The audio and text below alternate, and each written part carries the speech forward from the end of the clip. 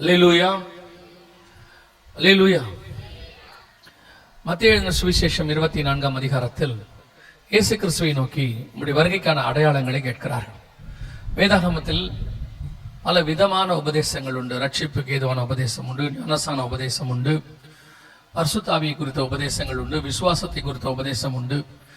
அதில் அந்த ஆரம்பத்தில் உள்ள பிரதானமான உபதேசங்களில் வருகை பற்றின உபதேசமும் மிக முக்கியம்.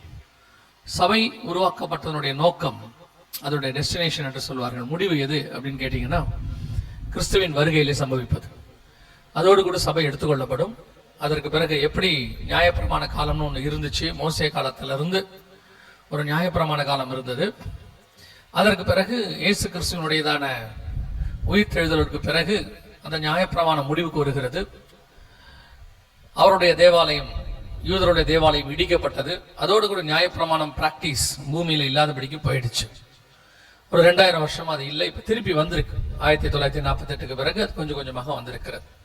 அதே மாதிரி தான் ஒரு 2000 வருஷமா இந்த புதிய ஏற்பாட்டு சபையினுடைய பிராக்டிஸ் நடக்குது. இப்ப நம்ம அதை தான் செஞ்சிட்டு இருக்கிறோம்.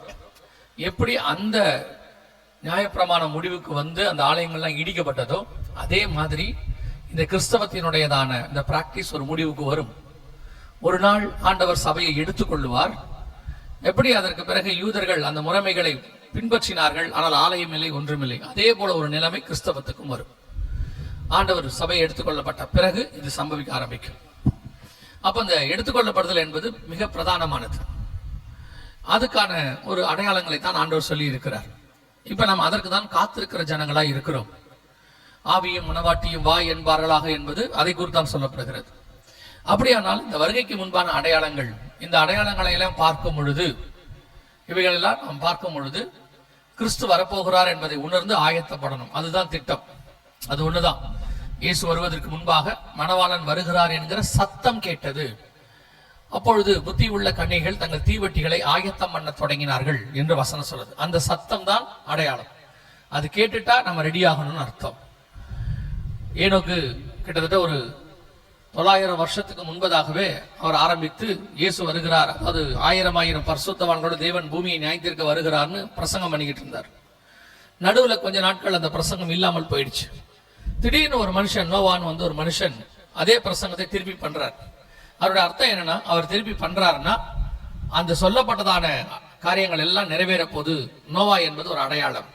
அந்த சத்தம் கேட்டுச்சுன்னா இந்த ஜலப்பிரளயம் வரப்போகுது அப்படின்னு அர்த்தம். அதே மாதிரி தான் இயேசு வருவதற்கு முன்பதாகவும் இந்த அடையாளங்கள் எல்லாம் தோன்றும். அதுல வேதாகமத்துல நாம் நேற்று தினத்தில் பார்க்கும்பொழுது யுத்தங்களின் செய்திகளை குறித்து பார்த்தோம். அதுக்கு அடுத்த வசனத்திலிருந்து வாசிங்க பார்ப்போம். 7வது வசனத்திலிருந்து வாசிங்க. மத்திய 24. ஜனத்துக்கு விரோதமாய் ஜனமும் ராஜ்யத்துக்கு விரோதமாய் ராஜ்யமும் எழும்பும். பஞ்சங்களும் கொள்ளை நோய்களும் பூமி அதிர்ச்சிகளும் பல இடங்களில் உண்டாகும். இவைகளெல்லாம் வேதனைகளுக்கு ஆரம்பம். இதெல்லாம் வேதனைகளுக்கு ஆரம்பம். அதுக்கு முன்னாடி இந்த யுத்தங்களின் செய்திகள், ஜனத்துக்கு விரோதமாய் ஜனம், ராஜ்யத்துக்கு விரோதமாய் ராஜ்யம், இதெல்லாம் நேற்று தினத்துல பார்த்தோம். அதோடு கூட பஞ்சங்கள், கொள்ளை நோய்கள், பூமி அதிர்ச்சிகள், இந்த 4 காரியங்கள், யுத்தம், பஞ்சம், கொள்ளை நோய், பூமி அதிர்ச்சி, இந்த 4 காரியங்களை குறித்து இயேசு சொல்லி இருக்கிறார். இந்த 4 காரியங்களை குறித்து தான் விளக்கமாக விவரமாக வெளிப்படுத்தின விசேஷம் 6ஆம் அதிகாரத்தில் ஆண்டவர் சொல்லுகிறார். மிக முக்கியமான 4 காரியங்கள் ஒன்றாக நடக்கும். அந்த 4 காரியங்கள் ஒன்றாக நடக்கும் பொழுது மிக பெரியதான ஒரு காரியம் பூமியிலே உண்டாகும். அதற்கு பிறகு அதை ஒட்டி இயேசு கிறிஸ்துவின் வருகையும் சம்பவிக்கும் என்று சொல்லி பார்க்கிறோம். வெளிப்படுத்தின விசேஷம் 6ஆம் அதிகாரத்தில் 8வது வசனத்தை வாசியுங்கள். 6ஆம் அதிகாரம் 8ஆம் வசனம். நான் பார்த்தபோது இதோ மங்கின நிறமுள்ள ஒரு குதிரையை கண்டேன். அதன் மேல் ஏறி இருந்தவனுக்கு மரணம் என்று பெயர். பாதாளம் அவன் பின் சென்றது. பட்டயத்தினாலும் பஞ்சத்தினாலும் சாவினாலும் பூமியின் துஷ்ட மிருகங்களினாலும் பூமியின் கார்பங்கில் உள்ளவர்களை கொலை செய்யும்படியான அதிகாரம் அவைகளுக்கு கொடுக்கப்பட்டது. இந்த சம்பவம் 6ஆம் அதிகாரம் 8ஆம் வசனத்தில் சொல்லப்படுகிற சம்பவம் தான் இப்பொழுது நம் கண்களுக்கு முன்பாக ஆரம்பித்திருக்கிறது. ஏற்கனவே அந்த 7 வசனங்கள் இருக்கிறது.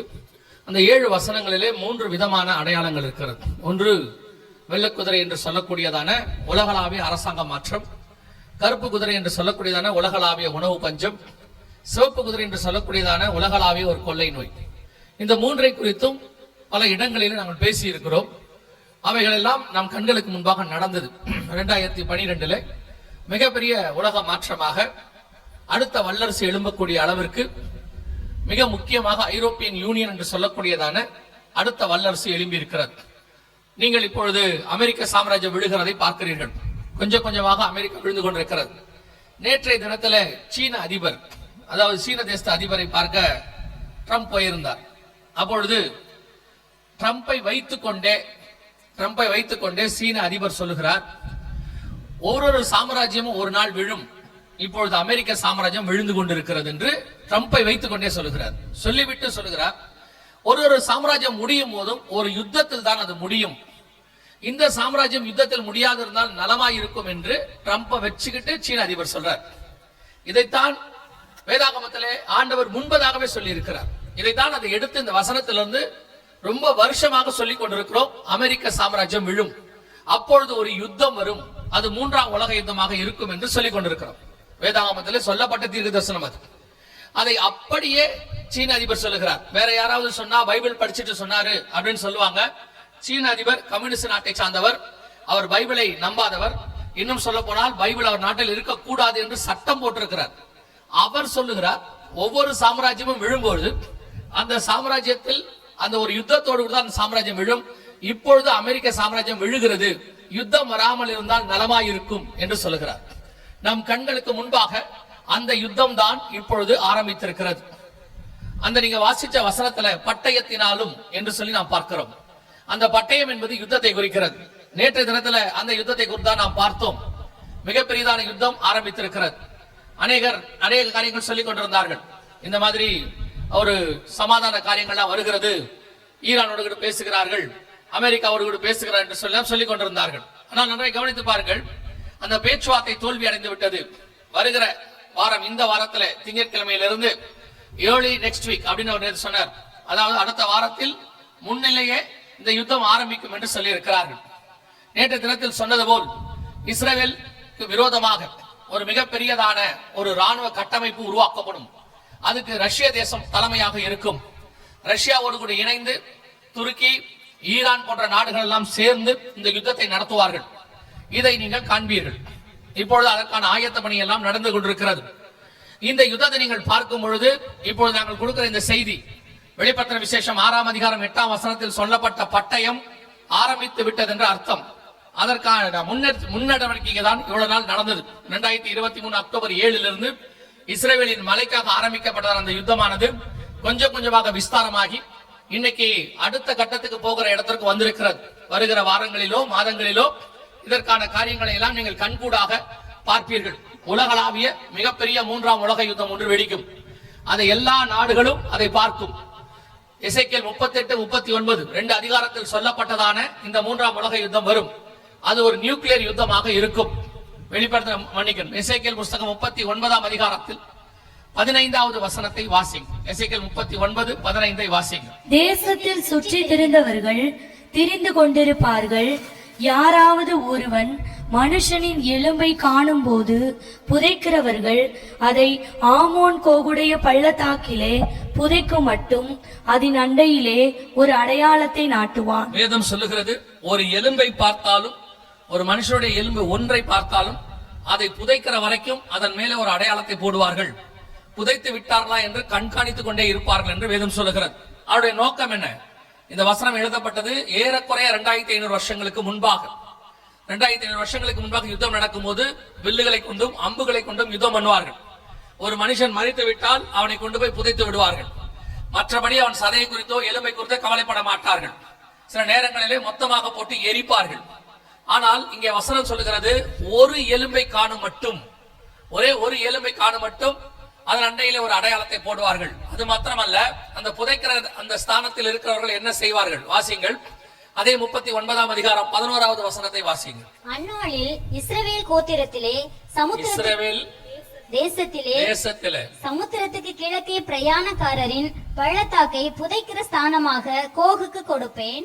அது வழி போக்க மூக்கை பொத்தி கொண்டு போக பண்ணும். அந்த வழியாய் போகிறவர்கள் எல்லாம் மூக்கை பொத்தி கொண்டு போவார்கள் என்று வேதம் சொல்லுகிறது. புதைக்கிற பகுதியில ஏன் மூக்கை பொத்தி கொண்டு போகிறார்கள் என்று நாம் கவனிக்க வேண்டும். பல இடங்களில் நீங்கள் அறிந்திருப்பீர்கள், எரிக்கிற இடத்தில் மூக்கை பொத்துவார்கள். காரணம், அதிலிருந்து வரக்கூடியதான அந்த நாற்றம் வேறு விதமாக இருக்கும். ஆனால் புதைக்கிற இடத்தில் மூக்கை பொத்துவதை நாம் பார்த்திருக்க மாட்டோம். நாம் அடக்காராதனை எல்லாம் நடத்தி இருக்கிறோம். அப்படி அடக்காராதனை நடத்தும் போது எந்த இடத்திலும் புதைக்கிற இடத்துல நாம் மூக்கை பொத்த மாட்டோம். ஆனால் வசனம் சொல்லுகிறது 2500 வருஷத்துக்கு முன்பாக அந்த வழியாய் போகிறவர்கள், ட்ரெஸ்பாசஸ் ஆங்கிலத்தில் இருக்கும், அந்த வழியாய் போகிறவர்கள் மூக்கை பொத்தி கொண்டு போவார்கள் என்று சொல்லப்படுகிறது. கவனியங்கள், இந்த வசனத்துக்கான விளக்கம் ஒரு 5 வருஷத்துக்கு முன்னாடி 10 வருஷத்துக்கு முன்னாடி சொன்னா நம்ம யாருக்கும் தெரியாது. ஆனா இப்போ அதுக்கான விளக்கத்தை சொன்னா உங்களுக்கு ஈஸியா புரிஞ்சுக்க முடியும். கொரோனாவுக்கு முன்னாடி வரைக்கும் அந்த இறந்தவர்களை புதைக்கிறவர்கள் மூக்கை பொத்தி நீங்கள் பார்த்திருக்க மாட்டீர்கள். ஆனால் ஜப்பான் போன்ற நாடுகளிலே அது இருக்கு. நியூக்ளியர் பிளான்ட் வெடிக்கும் பொழுது அல்லது அது பாதிக்கப்படும் போது அதில் மரித்தவர்களை எடுத்து புதைக்கிறவர்கள் முழுவதுமாக மாஸ்க் அணிந்திருப்பார்கள். அதே காரியத்தை நாம் கொரோனாவிலே பார்த்தோம். கொரோனாவிலே புதைக்கிறவர்கள் அத்தனை பேரும் மூக்கை பொத்தி கொண்டு போனார்கள். காரணம் என்ன? அதிலிருந்து கிருமி அவர்களுக்கு பரவிவிடக் கூடாது என்பதற்காக அந்த வழியாய் போகிறவர்கள், அடக்காராதனைக்கு வருகிறவர்கள், அதை கொண்டு போய் புதைக்கிறவர்கள் அத்தனை பேரும் மூக்கை பொத்தி இருப்பார்கள். அதைத்தான் வேதம் சொல்லுகிறது 39:11 வழிபோக்கர் மூக்கை பொத்தி கொண்டு போக பண்ணும். இப்பொழுது அந்த மூக்கை பொத்துகிற காலம் வந்திருக்கிறது. அதைத்தான் நாம் கடந்து வந்தோம். 2020 2023 வரைக்கும் மாஸ்க் அணிந்து கொண்டு போனோம். ஆனால் இப்பொழுது வரப்போகிற யுத்தம் நியூக்ளியர் வாராக இருக்கும். 2012 மிகப்பெரியதான ஒரு சுனாமி ஜப்பான் தேசத்தில் ஏற்பட்டு அந்த தேசத்துல அந்த ஃபுகுஷிமா என்ற பகுதியிலே நியூக்ளியர் பிளான்ட் ஒன்று சேதமடைந்தது. அதிலிருந்து நியூக்ளியர் கதிர்வீச்சுகள் எல்லாம் புறப்பட்டது. அப்பொழுது அந்த இடத்தில் இருக்கிற அத்தனை பேரும் மாஸ்க் அணிந்திருக்கிறதை பார்த்தோம். அதே காரியம்தான் இப்பொழுது வரப்போகிறது. உலகளாவிய இப்படி ஒரு சம்பவம் நடைபெற போகிறது. இப்பொழுது ஐநா சபையினுடைய கணக்கின்படி ஏறக்குறைய 15 நாடுகளுக்கு மேல நியூக்ளியர் ஆயுதங்களை வைத்திருக்கிறார் என்று சொல்லி பார்க்கிறோம்.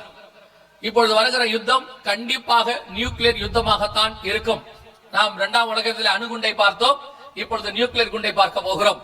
வேதம் சொன்னபடி மிக மோசமான யுத்தம் ஒன்று வருகிறது.